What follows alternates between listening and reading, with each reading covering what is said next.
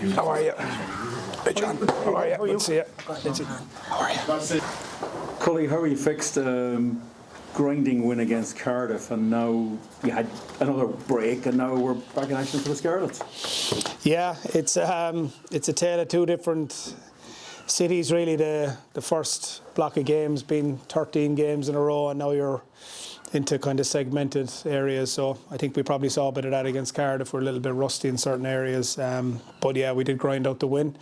A little bit of momentum behind us now with 2 good training weeks, and looking forward to Scarlets this weekend. I think conditions over in Cardiff were particularly hard as well, which didn't help. But looking forward to getting back home this week to our supporters and putting on a good performance. Yeah, it's looking like a sellout here on Saturday night. Rugby's really on a high, so get in and make a lot of noise is the plan. Yeah, that's it. It's brilliant, and like our supporters are fantastic, and it's special being here in good nights, and the noise they make and how they get behind the team is pretty special. Just looking at that Cardiff game, Connacht were rusty. It was also Pete alluded to this yesterday, so I went back and watched a bit of it again last night. Connacht were a bit one-paced in that game. Does that just come from the rustiness, or was that maybe a little unsure of what they were trying to do? No, I don't think we were unsure. I think there's a number of factors. Yeah, maybe the gap in between games is one of them. I think conditions were absolutely horrific. I don't think you get an appreciation of how bad it was until you're actually over there. There's a lot of motion around the world for Cardiff. They had a sellout themselves as well, and very vociferous crowd as well, so we had to deal with. But yeah, we reviewed that game very, very hard, and there's certainly areas we have to be better in. We're aware of that. We've parked it at this stage, and we're looking forward to Scarlets now. Finley's training with you this week. He didn't make the 23 for game against Wales. So is he available for the weekend?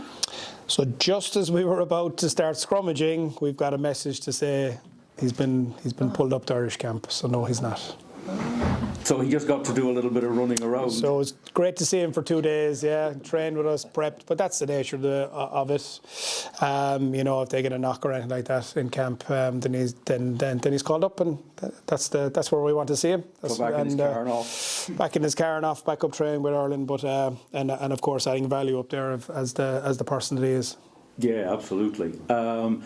You've been watching the Six Nations, I'm sure, along with the rest of us. Ireland have been doing pretty well. Have you seen anything across all of the games that looks a bit different? And I'm talking now from set-piece scrummaging plays or the way they're playing at the breakdown. Is there anything that stood out and you thought, that's something that I haven't maybe seen done exactly that way before? But Ireland have just seemed to move to a different level, in fairness to them. I think Wales are rebuilding. England now have come after the South African model of defence, so that's going to take a little bit of time for them to implement. Nothing special. I just think Ireland have just moved to a new level in terms of how they're playing the game. Obviously, they're chasing high ball in play time, but their retention at ruck is fantastic. Their line-out has progressed on from the World Cup again. Scrum has been very, very solid again the weekend, and won some penalties. Big area of the game is there's a lot of scrummaging for penalties at the moment. I think that's something that's getting heavier and heavier involved, and it's definitely not just a means of restarting the game anymore. It's definitely a weapon for winning penalties and gaining territory on the back end of it.